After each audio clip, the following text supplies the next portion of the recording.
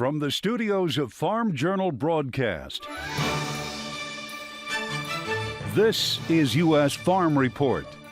Welcome to U.S. Farm Report this first weekend of June. I'm Tyne Morgan, and here's what's in store over the next 60 minutes. A mammoth of a find. I had just bought this 40-acre chunk, and somebody asked the neighbor what he thought about it, and he says, well, at least you didn't find an oil well. Farm Journal digs up the details of a farmer's rare find that's a prehistoric marvel. A dramatic change in drought. This amount of consecutive days of rain, it's been years since I probably experienced it. Why Texas farmers are dealing with some tough decisions after weather extremes. Commodity prices took a hard fall to start the week. It was macro madness to start the week. Our analysts weigh in on why. And in John's world, predictions about AI predictions.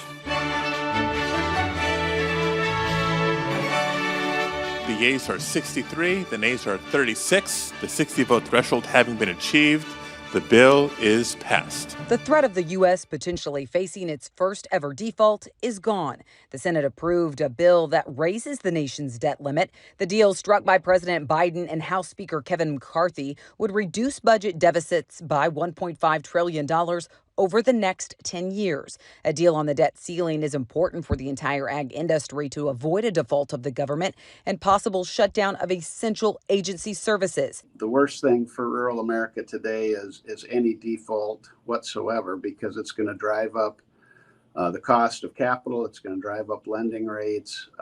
It'll have a real negative impact, especially when you consider the fact that a large amount of capital that goes out to rural America has a connection to government. The grain market saw a rough sell-off this week with soybean contracts hitting 2 to 3 year lows. And while that was relatively short-lived before weather talk entered the markets, talk of another interest rate hike may be to blame for the drop in prices. Commodity fund traders were worried about persisting inflation and a possible increase in interest rates at the next Fed meeting later this month. Fed fund futures are indicating another 25 basis point hike, but Ag Resource Management telling U.S. Farm Report there's no crystal ball to know exactly what interest rates will do over the next 12 to 18 months. But so far, there's been a 500 basis point rise in interest rates. And for farmers, that means prime rates jumped from 3.25% for the last decade to 8.25% today. What we know is that their interest cost is going to double year over year. That can put significant pressure on an operation. When we look at, and what a farmer needs to be looking at is what that interest cost is for their operation versus what their gross income is. And really, they've been able to kind of build debt and not have to worry about that. And that may come back to hurt them a little bit at the end of the year. He points out agriculture goes through various cycles, and he thinks we're potentially entering into one of those cycles now. After a string of warm, sunny days, no doubt many farmers spent a lot of time wrapping up or catching up on planting. Looking at the latest crop progress report, we're just about there for corn, and North Dakota farmers feeling pressure last week made rapid progress, seeing a 32 percentage point jump in a week, with now 72% of that crop planted. As for soybeans nationwide, 83% is in the ground. That's a whopping 18% of normal. Cotton planting, that is still running behind, now at 60%. But spring wheat planting has now almost caught up. It's 85% complete. It's been a remarkable recovery in drought for areas of Texas and the plains. But for parts of the Midwest, it's been dry and only getting drier. But east of the Mississippi, short-term dryness is now starting to expand. USDA shows 34% of the U.S. corn crop is in drought and 28% of soybeans. USDA meteorologist Brad Rippey says with a high-pressure block in place over the Midwest and up into eastern Canada, it's keeping the moisture west of the Mississippi, a trend expected to continue for at least the next 7 to 10 days. But that atmospheric block is also fueling heavy rains in the southern plains, helping eat away at drought and also prevent plant concerns. Some areas in the High Plains region from southwestern Nebraska to Texas picked up more than 10 inches of rain. A few locations, it was the wettest May or the wettest month on record. So here we go from these D3s and D4s, extreme to exceptional drought, to flash flooding and planting delays, all in a period of 3 to 4 weeks. Truly remarkable change. From drought to suddenly too much rain. The Texas Panhandle seen flash flooding this past week. According to the National Weather Service in Amarillo, Hereford, Texas, as of Tuesday, had received 8 inches of rain in the past month, but more rain fell since then, and the heavy rainfall event came last Friday morning, where nearly 2.45 inches of rain fell in just 40 minutes. With such a flat topography and in sort of a valley, that water simply had nowhere to go. The area is home to several feed yards. Some rumored estimates claim 25,000 head of cattle were lost in the flooding, but National Cattlemen's Beef Association telling me those estimates are way too high. It's one of the largest cattle feeding areas in the United States, so definitely widespread impacts. There's probably going to be some production losses, performance losses in terms of, rate of gain, things like that. None of this stuff is going to be long term. It's mostly going to work its way out here in the next few days. There shouldn't be supply chain increases. There shouldn't be significant price increases. Who knows what else might happen in the meantime, but the impacts are going to be relatively short-lived for the vast majority of these areas. Now, more flooding happened later in the week as more rain fell. Robinson says that feed yards around Hereford were getting creative and pumping water out and getting cattle on dry ground. One feed yard in particular used dewatering pumps from oil drilling sites, bringing those pumps in from as far as New Mexico. That's it for the news. Well, dry conditions continue to expand across parts of the Midwest. So is some relief on the way, or could those dry conditions continue? We'll have a check of weather next. U.S. Farm Report weather is brought to you by H&S Manufacturing. Available in 16 and 18-wheel models, the HC7116 high-capacity rake can handle your high-tonnage forage, even corn stalks. Find out more at the H&S website. Time now for a check of weather. Meteorologist Matt Engelbrecht joining us this weekend. Matt, the drought monitor this week shows 34% of the U.S. corn crop is currently impacted by drought and 28% of soybeans. And we're hearing from a lot of viewers concerns just about the lack of soil moisture right now. That's a great point, Tyne. When we're talking about rainfall, a part of it has to do with how much rain can actually soak down into the soil. Unfortunately, what we're kind of getting into is with the above average heat across a good portion of the nation this past week and going back last almost 14 days, any rain that comes down is going to be very shallow and evaporated very quickly back into the atmosphere. So yeah, the soil moisture continues to be dry across a good portion of the United States, where we're not able to really soak any of that rain, even if it does come down all the way into the soil because of those above average temperatures. This is the updated drought monitor. They're seeing more yellow now, which is in that dry category, not officially a drought, but also the moderate starting to expand as well. It's going to be more of that beige color back into Illinois, and then we got the extreme, if not exceptional, drought into portions of Oklahoma, Texas, and into Missouri as well, where you see some of the red. So again, the yellow is going to be that dry category. Where we can try and get some help is with more substantial rainfall, like an inch or 2 inches of rainfall for consecutive days, rather than an isolated shower for one day. So I want to show you what's going on with the jet stream as we get through the weekend and next week. Things start to improve as rather than a stagnant or blocking pattern in the jet stream, which is what we had the last couple of weeks. Things are going to start to move a little bit better than they have. So this is a jet stream coming up on Sunday. Circle right here is a low pressure system. And we talked about this last week or the week before, that in between the two pressure systems, whether it's a low and a high or even a high and a high, in between the two is where you can get days of scattered showers. And we're going to start to set that up as early as Monday. This low is located here, and the ridge, very deep ridge where we're not going to see much activity, extends back up here into Canada. But right in between the two is going to be kind of that zone where a couple of days during next week we could see isolated showers develop between that low and this ridge of high pressure, so the trough and the ridge. That being said, we're expecting very hot temperatures or above average temperatures back up to the northwest next week based on how that jet stream is shaping up. Precipitation outlook. It's better. It's not great. Wetter than normal or wetter than average precipitation, possibly back out here, closer towards the Mississippi River, something that we haven't seen too much of the last few weeks. Again, that's a precip outlook from June into the middle of June. Temperature outlook, where that low pressure center was located with the jet stream, that's off on the East Coast. Thanks, Matt. Well, weather definitely catching the attention of the markets late in the week. We'll talk about it with Ben Brown and Dan Bossy. They join us for our marketing roundtables next. Welcome back to U.S. Farm Report this weekend. Dan Bossy as well as Ben Brown joining us this weekend. Dan, I mean, you look at earlier in the week, it was an absolute bloodbath in the grains. We saw some contract lows, some frustrated farmers out there, but then we flipped a switch. So what was the mood earlier in the week, and then what's the driving force now? Well, it was macro madness to start the week. We saw China's PMI come in under 50, concerns about the Chinese economy was widespread. We were talking about a U.S. recession, not getting a debt bill through, and all of these things kind of collided. And we just don't have any resting orders in the Chicago market, either above or below.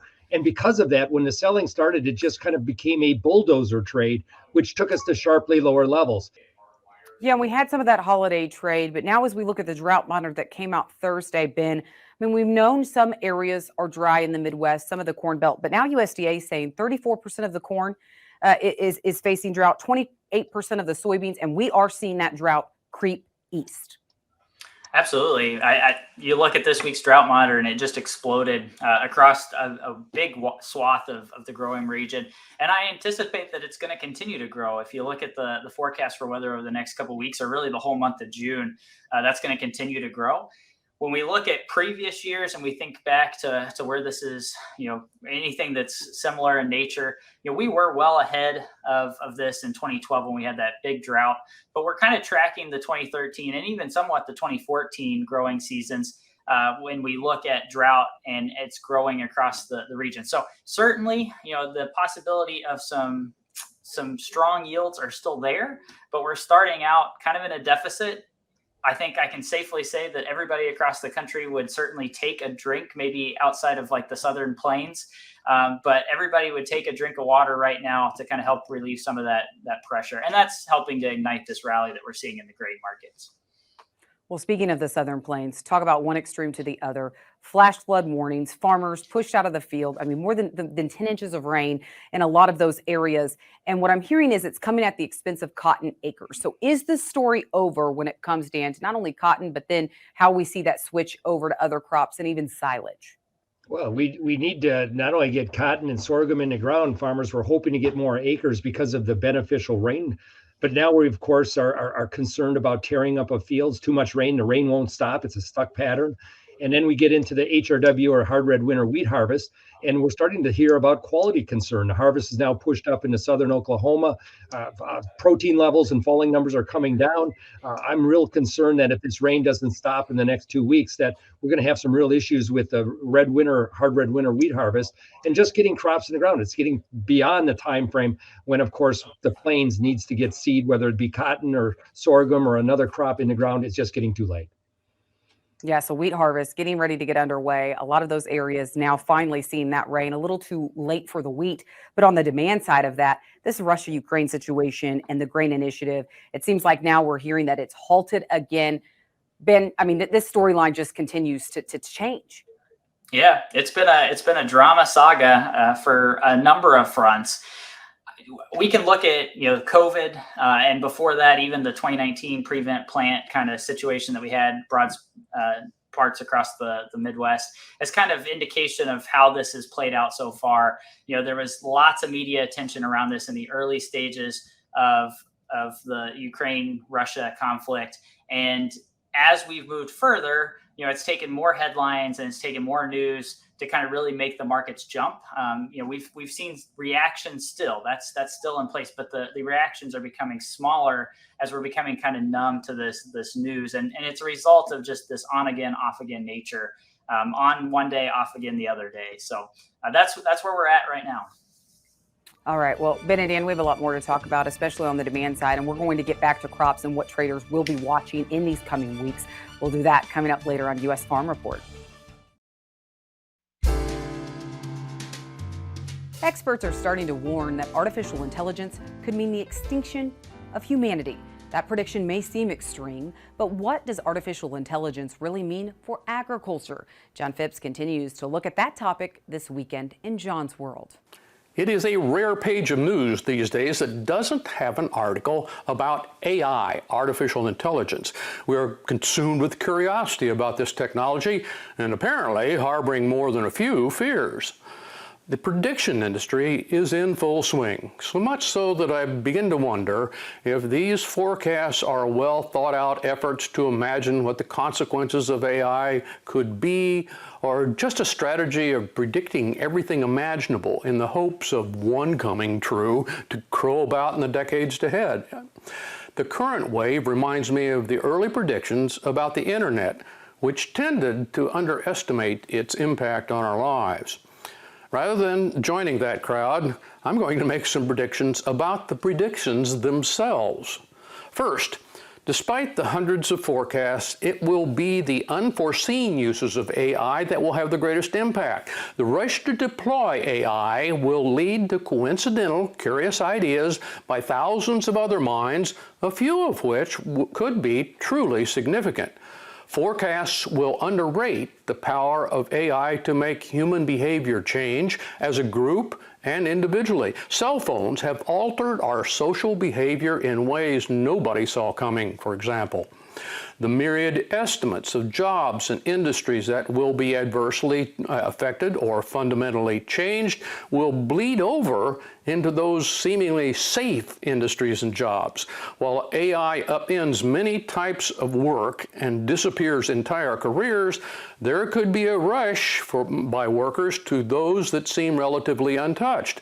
Farming appears to be one, and while I think AI will have limited impact on the actual work of farmers and how many there will be, more sons and daughters will factor in job security to farm careers. The follow-on impact will be farm families revising business plans to expand acres almost regardless to the higher cost and risk. In short, AI could bring the kids home and support or raise land prices even more than financial factors might indicate vaguely reasonable. Finally, and most importantly, especially compared to the internet, the most lucrative and powerful AI applications will remain unknown as long as possible as the owners extract profits and avoid public consternation. Some predictions about the business and social impact of AI will come close, but those forecasts will be lost in a sea of wild guesses, and almost all will overlook AI's biggest cultural impacts. Thanks, John. Up next, Pretty in Pink, a tractor with a purpose. Machinery Pete joins us for Tractor Tales next. Tractor Tales on U.S. Farm Report is brought to you by Farmall. 100 years of milestones, community, and memories. Since 1923, it's been the one for all. Celebrate with Case IH at farmall100.com. Welcome back to Tractor Tales, folks. This week we have a special story for you about a classic Farmall H built in the 1940s. And of course, the H's got the job done on the farm for decades. Now this particular H, these days is a little different. It's raising awareness and a few eyebrows along the way.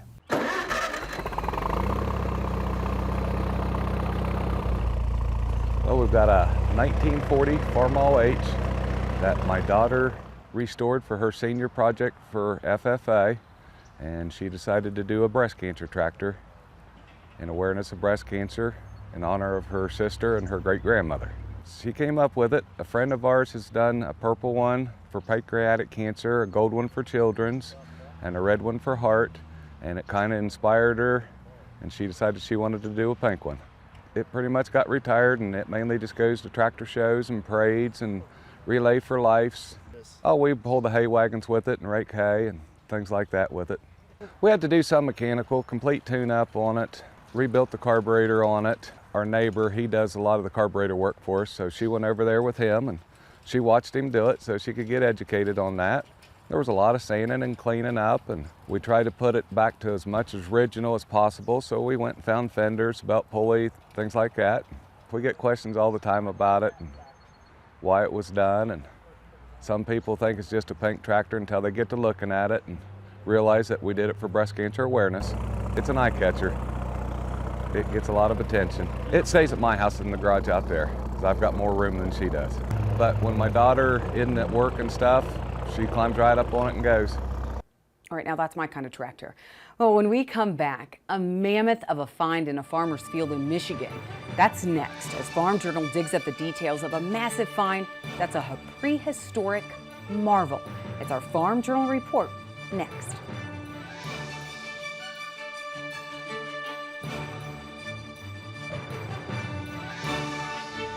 U.S. Farm Report is produced and distributed by Farm Journal Broadcast.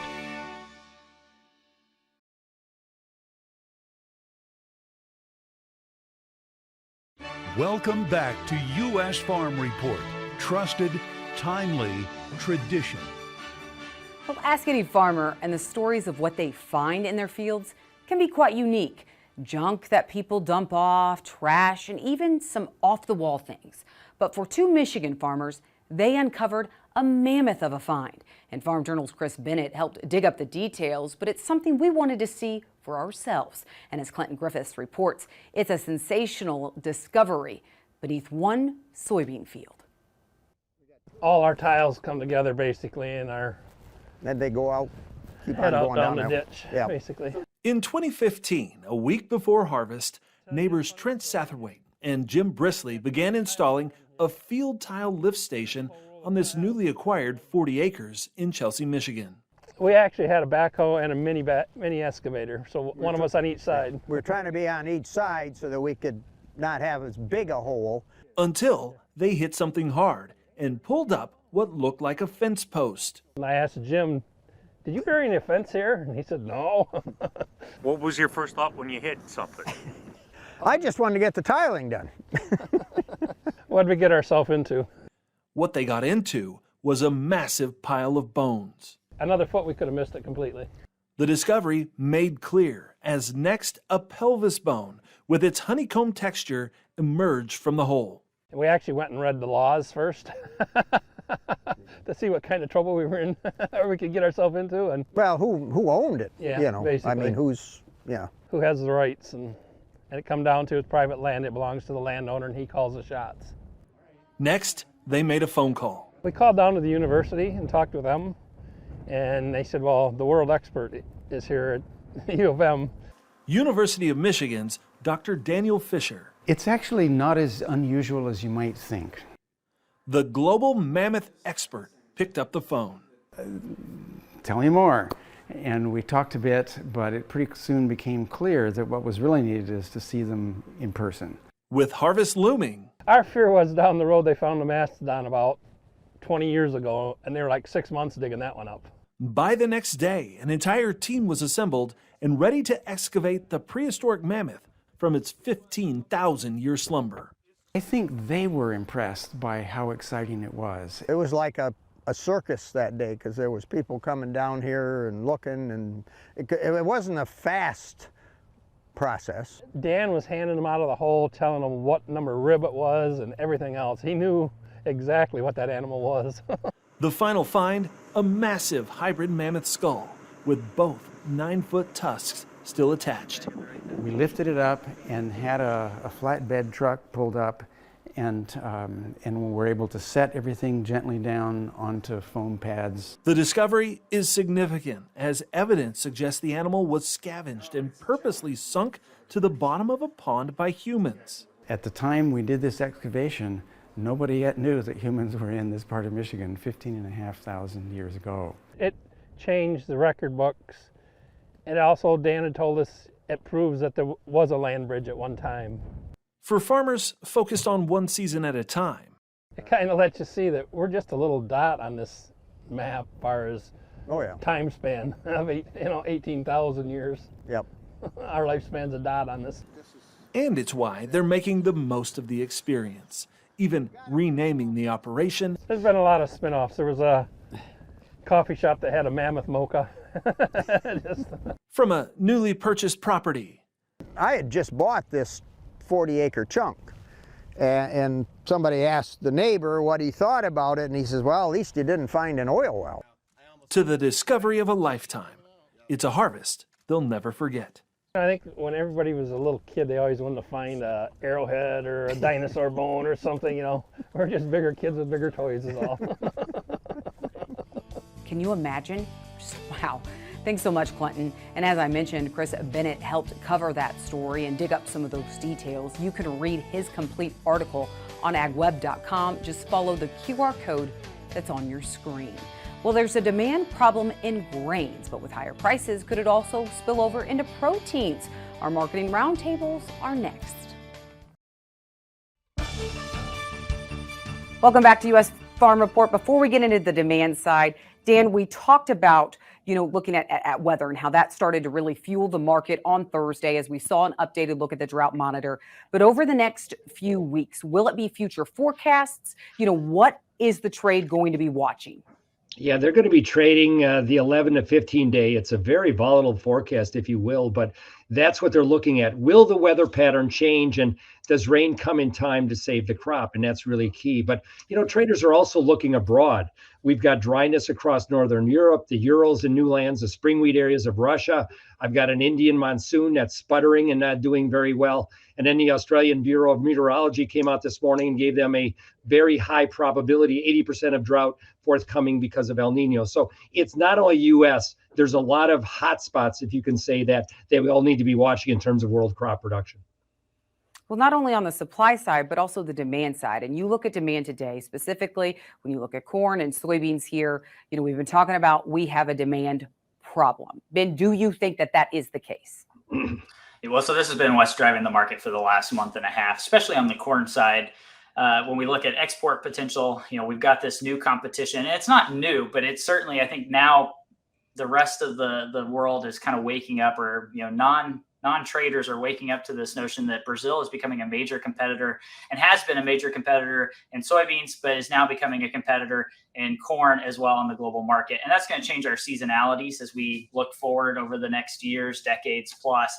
And so that competition, plus China creating some new trade agreements with countries like Brazil and Argentina now, that's continuing to play into this diversification away from U.S. products, and that's lowering our demand for export potential.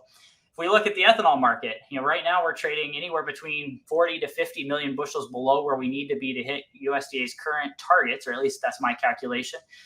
Can we catch up over this summer month? Yeah, we could. It's going to take a lot more driving, and I think some of the macroeconomic concerns that are kind of starting to trickle out through the economy are causing people to maybe backstep some planned vacations and other things that would increase driving. So we do have a demand side. I think it's more pronounced on the corn side than the soybean side, or at least the oil seed market. But yes, demand continues to be a concern, and that's what's drove our market lower the last couple of months. Dan, even those mainstays of demand, I mean, you look at Mexico, and they're going now starting to get source some of theirs from Brazil. We have the ongoing GMO corn issue now that we're hearing that's ramping up too. I mean, are you concerned about Mexico? No, I am. I think Mexico has even bought a cargo or two of Russian wheat because the prices got cheap enough to allow the import. So we are seeing world trade, or world buyers go to where the cheapest denomination is of a grain, which is Russian wheat and Brazilian corn. Those are the key ingredients. But I would also remind everybody that Argentinian soy meal is now at a record level in terms of tightness relative to the U.S. Gulf. We're going to see a very good soy meal market for export coming up. So I'm not as bearish, if you will, on the soy complex to Ben's point, but I do believe we still have this issue with Brazilian corn and Russian wheat going forward. Well, the demand problems in grains, are we seeing any demand problems when it comes to protein? You look at how high we have these cattle prices right now. Are we seeing that impact demand on that front?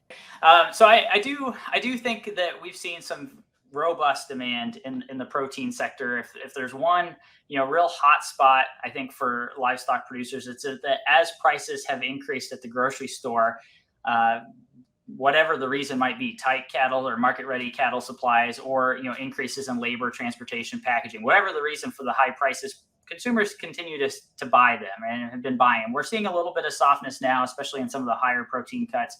But that's been very robust, even at these higher price levels. So that's the beef side. On the cattle side, we're going to continue to see, herd liquidation. The drought that we've been talking about on the grain side is going to continue to push market-ready cattle into the market.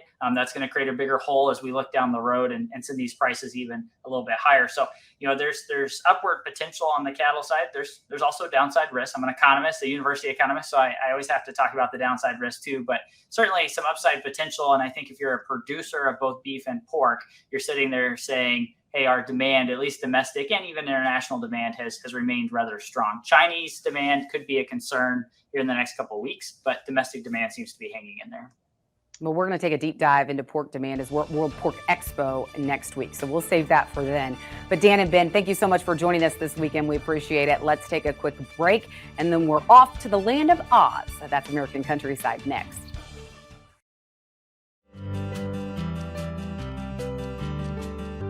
All right, you'll have to click your heels together 3 times and say there's no place like home for our next story to appear. Well, one of the most famous lines from The Wizard of Oz is still known today as the movie and story captivates an audience of all ages. But what's the story behind the tale? We're traveling the countryside this weekend with Andrew McCrae. In 1900, Frank Baum published a book that would go on to become the most watched movie in history. People are still retracing the steps of those characters as they walk up the steps with Dorothy at Anniam's house. Follow the yellow brick road. By all accounts, Frank Baum was not your ordinary father for his day. He was an odd father for the 1800s. I think he was an odd person in general, but specifically, he was the one that was really engaged with the children at home. He sat down and told them bedtime stories every night. As Caitlin Stubeman explains, Frank's storytelling not only captivated his children, but someone else in the family.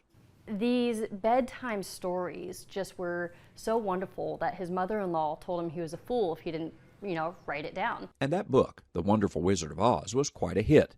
So much so that Frank Baum wrote 15 books by the time of his death in 1919. It's part of the story told here at the Oz Museum in Wamego, Kansas. But perhaps Baum's creativity would have remained just a series of books well known a century ago, if not for a movie that hit the screens 20 years later. Gone with the Wind was actually competing with it at the exact same time, and The Wizard of Oz itself went way over budget, about $1 million over budget. A huge sum in that day, but the characters from the book, the Tin Man, Scarecrow, Lion, and of course Dorothy and the Wicked Witch, had now come to life on the big screen. But what truly began to help the story build fame was something that began in 1956. So it wasn't until the movie came on television one time a year that it truly gained momentum again. It would be decades before movies could be rented and watched at home.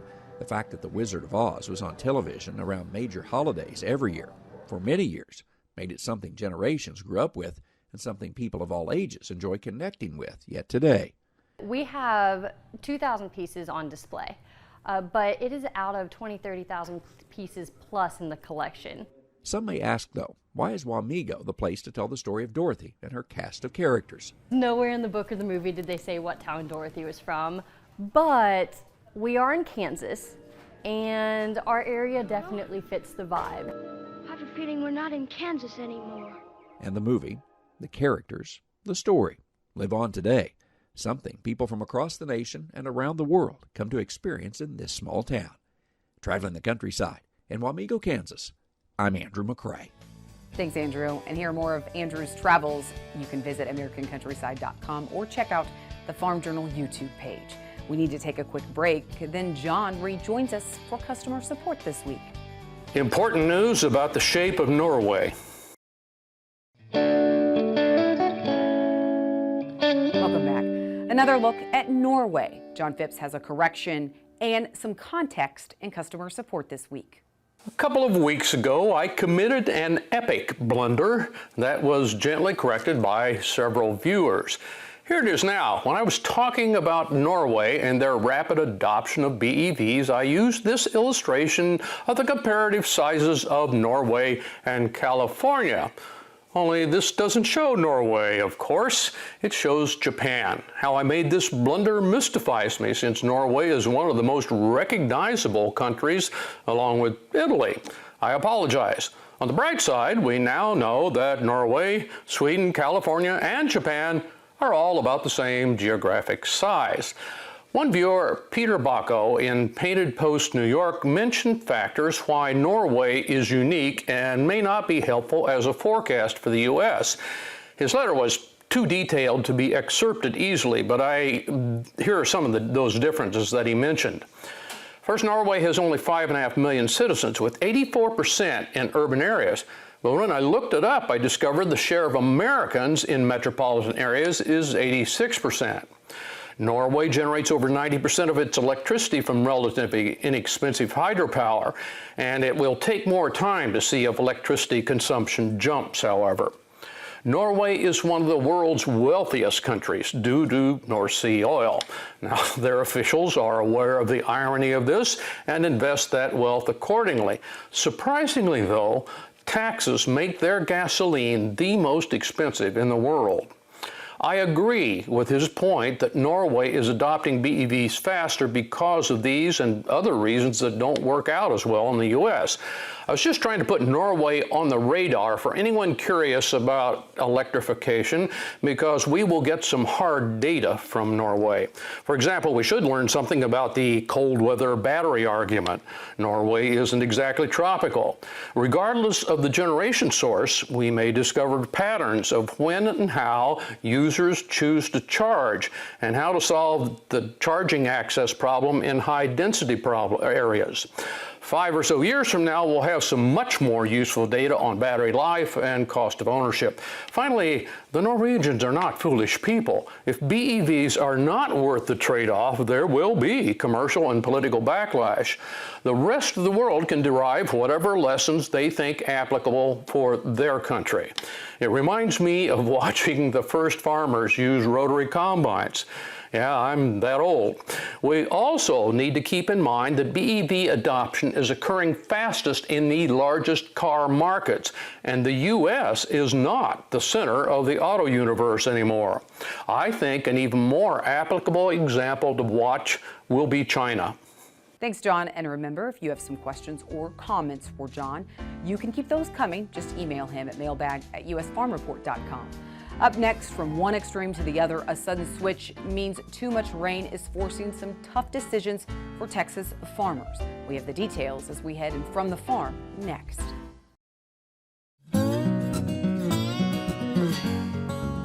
Too much of a good thing. That's exactly what some Texas farmers are seeing right now. After multiple years of devastating drought, the rains just won't quit. And that means Texas farmers are now battling a different extreme. Wesley Spurlock is experiencing a year of firsts. This amount of consecutive days of rain is not, it's been years since I probably experienced it.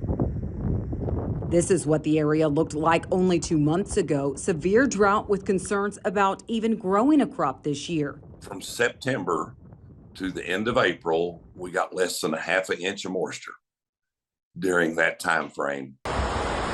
Since 26th, 27th, 28th of April to today, we're at 14 to 20 inches of rain. In his area of the northern Texas Panhandle, the drought monitor has went from looking like this in late February to now abnormally dry and not even in drought. And that sudden switch means most of his acres aren't even planted yet. We still have about 80% of our acres. We had about 2,500 to 3,000 acres of cotton we aimed on planting. And that cotton, the final planting date is May 31st. USDA's crop progress report showed only half of the cotton crop in Texas had been planted as of Monday. That's why Spurlock and other area farmers are now forced to look at the possibility of prevent plant. On our main farm, it's never been an option. I mean, we've never had a problem getting there. We've known we can always plant. We can always get to that point. He says prevent plant doesn't pencil there, so they're looking at trying to plant more corn or sorghum for silage this year. But according to USDA meteorologist Brad Rippey, more rain is still on the way. You know, the signal of a wetter southern Great Plains is consistent with El Nino, but this is not due to El Nino. Rippey says El Nino hasn't officially formed yet, even though the signs are screaming that it's still on the way for a mid to late summer arrival. We haven't seen that teleconnection, that connection between the warm ocean in the Eastern Pacific and the atmosphere across North America yet. And that's the hallmark of El Nino. We expect that to develop later this year. And he says that could mean additional wet weather for the southern tier of states, including the southern plains. As for Spurlock, he's not giving up yet. We've taken every planter that we had in the barn out. We've rebuilt them. We've fixed all the precision on them. And so we've got about 260 foot of planters sitting on tractors at the moment. It's just crazy how quickly those things changed. Well, next weekend, we are on the road. We are going to visit the World Pork Expo next week. And if you are visiting World Pork Expo, we have a live taping of the show on Wednesday at 11:30 a.m. We're going to join the National Pork Board in their tent.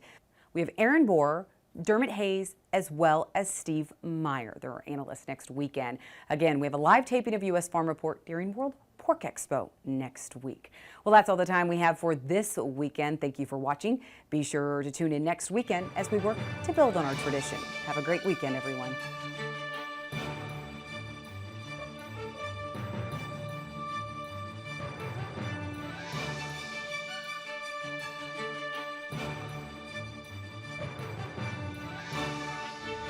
U.S. Farm Report is produced and distributed by Farm Journal Broadcast.